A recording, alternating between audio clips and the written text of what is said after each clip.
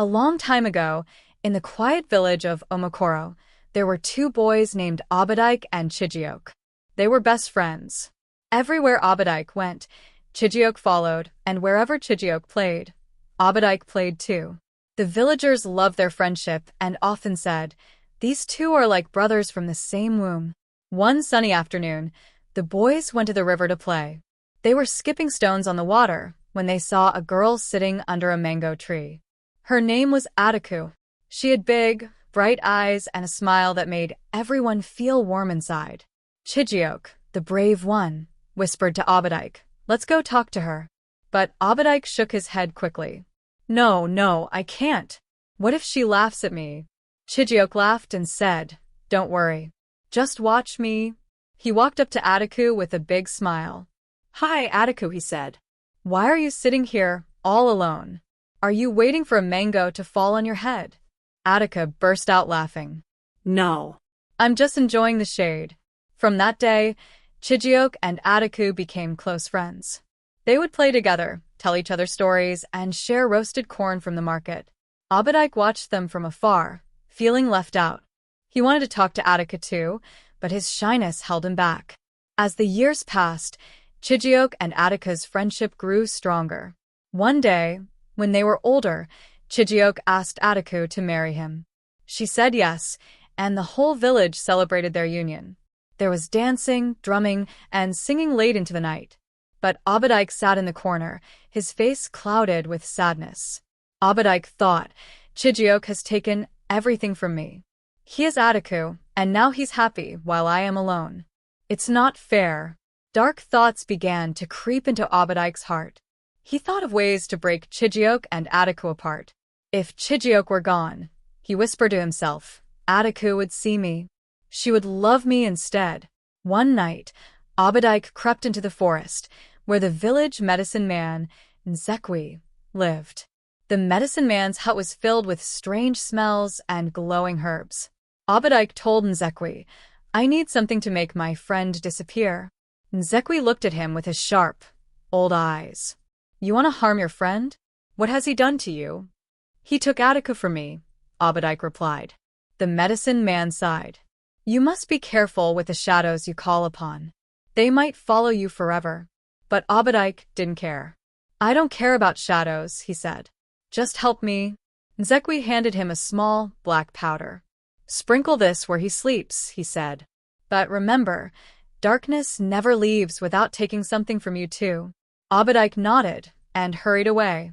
That night, he stood outside Chijioke's hut, the black powder clutched in his hand. His heart was pounding. He could hear Chijioke's laughter from inside as he talked with Adaku. Obidike thought, "Soon, it will be my turn to laugh with her." But just as he raised his hand to sprinkle the powder, Obidike raised his trembling hand, ready to sprinkle the powder. But as he leaned closer, the door to Chijioke's hut creaked open. He froze, his heart racing like the village drummers during a festival. Chijioke stepped out, holding a small wooden cup. He stretched, looking up at the moonlit sky. "What a beautiful night," he said softly to himself. Obidike pressed himself against the wall, holding his breath, the black powder still clutched tightly in his hand. Chijioke didn't notice him. He took a sip from his cup, smiled, and went back inside. Obidike let out a shaky breath. For a moment, he felt like running away, but the jealousy in his heart burned brighter than his fear. As he stepped forward again, the sound of a baby's cry came from inside the hut. Obidike paused. "A baby? Since when did Chijioke and Adaku have a baby?" He peeked through the small window. Adaku was holding a tiny baby boy in her arms, rocking him gently, while Chijioke smiled proudly beside her. The sight made Obidike's heart ache. The jealousy turned into something sharper, something darker. "If I wait any longer, I will lose everything," Obidike whispered to himself. He reached his hand through the window, ready to sprinkle the powder on the bed where Chijioke would soon sleep. But just as he did, the baby stopped crying and stared directly at him. Obidike's hand froze. The baby's bright, innocent eyes seemed to look deep into his soul, as if asking, "Why are you doing this?" Obidike pulled his hand back, shaken. For a moment, He thought about throwing the powder away. But then he remembered Adaku's laughter with Chijioke and clenched his fist tighter around the powder. Before he could try again, a voice spoke behind him. Obidike, what are you doing here? Obidike spun around to see Adaku standing there, holding a clay lamp. Her eyes were wide with confusion and concern. I was just, Obidike stammered, hiding the powder behind his back. Why are you outside our window at this hour? Adaku asked, stepping closer. The soft light of the lamp flickered, and her face looked both kind and suspicious. Obidike's mind raced. He couldn't tell her the truth. I heard something, he lied. It sounded like someone was sneaking around your hut, so I came to check. Adaku's expression softened. Oh, thank you, Obidike. That's kind of you. But you should go home now. It's late, and the forest is no place to wander at night. Obidike nodded, pretending to smile. You're right. I'll go now. Good night, Adaku. As he walked away, he felt her eyes on his back until he disappeared into the shadows. Once he was sure she couldn't see him, he stopped and leaned against a tree, his heart pounding. Maybe I should stop this, he muttered to himself. But then the image of Chijioke and Adaku laughing together flashed in his mind, and the jealousy came roaring back. No. I've come too far to turn back. Obidike decided to wait for another chance. He knew Chijioke and Adaku often went to the river with their baby. Next time, he thought, I'll make sure nothing stops me. But little did Obidike know, the shadows he had called upon were already at work. Deep in the forest, where the medicine man lived, a strange wind blew through the trees. The black powder in Obidike's hand began to grow warm, almost as if it were alive, pulsing with a life of its own. Far away, in his hut, Nzekwi the medicine man sat by his fire, staring into the flames. The boy has made his choice, he said to himself. But the shadows never give without taking something in return. He will soon learn this truth. Back in the village, Obidike returned to his hut, but he couldn't sleep. The black powder sat on the table, glowing faintly in the moonlight. He felt it calling to him, whispering things he couldn't understand. What have I done? He whispered to himself. But the jealousy still burned inside him, stronger than his fear. Obidike tossed and turned on his bamboo mat, unable to sleep. Every time he closed his eyes, he saw Chijioke and Adaku laughing together, their baby smiling in their arms. The black powder on the table seemed to hum softly, its glow pulsating like a heartbeat. At dawn, he decided to leave the hut. I need fresh air, he muttered to himself. He walked down the narrow village path, the cool morning breeze brushing against his face. But no matter how far he went, the weight of his jealousy followed him like a shadow. When he reached the old baobab tree at the edge of the village, he saw a figure waiting there. It was the medicine man, Nzekwi. The old man leaned on his staff, his sharp eyes fixed on Obidike. You didn't use it, Nzekwi said, nodding toward the small pouch of powder in Obidike's hand. Obidike flinched. How did you know? Nzekwi chuckled. The shadows know everything. They speak to me. He took a step closer, his voice low. But beware, boy. The longer you keep that powder, without using it, the stronger its grip on you will become. Obidike looked at the pouch in his hand. It felt heavier now, as if it had grown in size. I just need the right moment, he said. Nzekwi shook his head.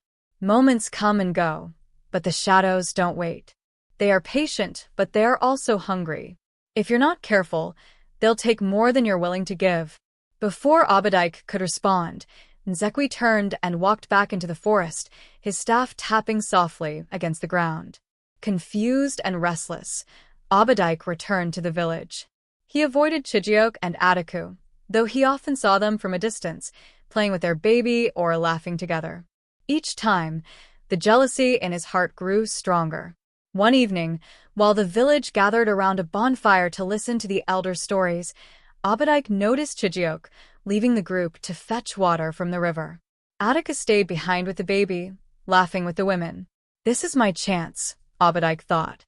He followed Chijioke quietly, staying in the shadows. The path to the river was dark, lit only by the moonlight filtering through the trees. Obidike's heart pounded as he clutched the black powder tightly. Chijioke reached the riverbank and knelt down to fill his clay pot. The water shimmered under the moonlight, and the sound of crickets filled the air. Obidike stepped closer, his hand shaking as he reached for the pouch. "Do it now," a voice seemed to whisper in his ear. It wasn't his own voice, but something cold and distant. "End this." Obidike took a deep breath and stepped forward. But just as he was about to open the pouch, Chijioke stood up and turned around. "Obidike," Chijioke said, surprised. "What are you doing here?" Obidike froze, his mind racing for an excuse. I came to check on you," he stammered. "I thought I heard something in the bushes." Chijioke laughed. "You're always looking out for me, my friend. You have a good heart." He patted Obidike on the shoulder. "Come, let's go back to the others." The words stung Obidike like a thorn. "A good heart," he thought bitterly. "If only you knew." But as they walked back to the village together, something strange began to happen. The black powder in Obidike's pocket started to grow warm again. He felt it pulsing against his skin, as if it were alive. That night, Obidike had a terrible dream. He saw himself standing in a dark forest, surrounded by shadows. They whispered to him, their voices cold and sharp. "You owe us," they said. "You called us and we came. Now we must feed." Obidike woke up in a cold sweat, the sound of their whispers still ringing in his ears. He looked at the pouch of powder on the table. It was glowing brighter now, its hum louder than before. "What have I done?" he whispered to himself. Meanwhile, in their hut, Chijioke and Adaku slept peacefully, unaware of the storm brewing in Obidike's heart. But deep in the forest, Nzekwi sat by his fire, staring into the flames. "The boy's time is running out," he muttered. "The shadows will take what they are owed, one way or another." The days that followed were a blur for Obidike. The black powder seemed to grow heavier in his pocket, whispering dark promises into his mind. He avoided everyone, even Chijioke and Adaku, spending most of his time in the forest, away from the village.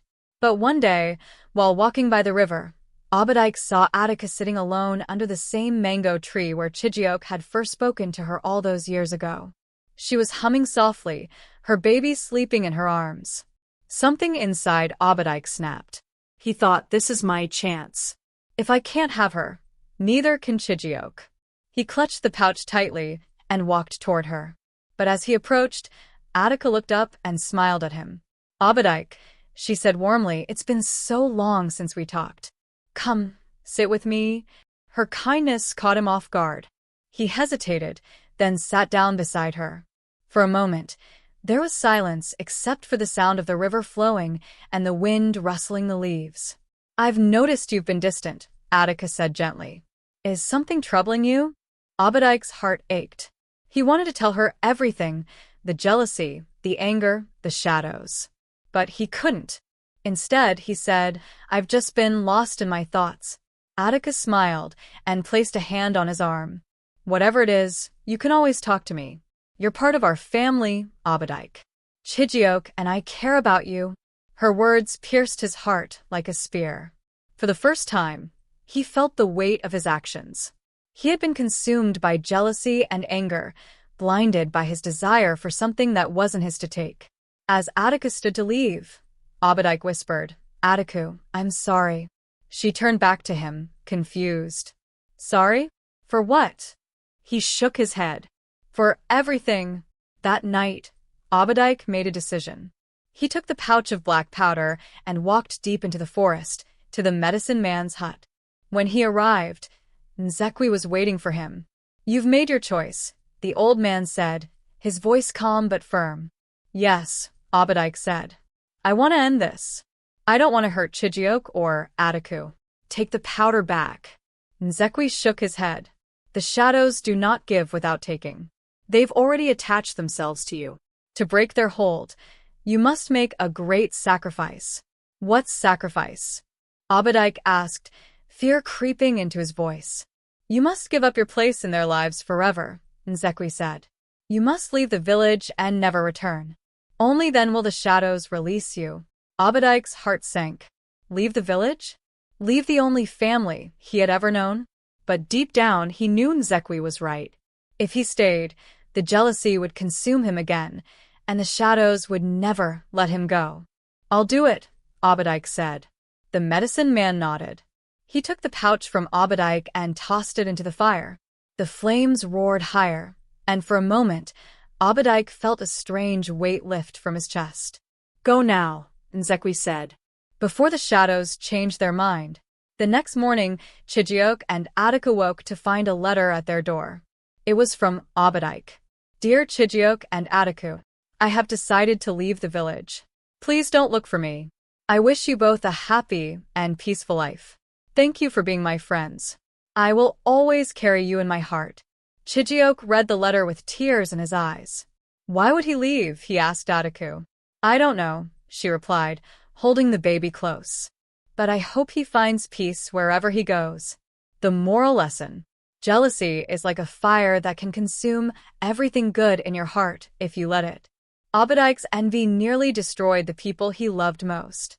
But by choosing to let go of his bitterness, he saved himself and the ones he cared about. The story teaches us that true friendship is about love and sacrifice, not possession. When we let go of envy and bitterness, we open our hearts to healing and peace. Thanks for watching. I hope you enjoyed our story. Please like, share, and subscribe. Bye for now.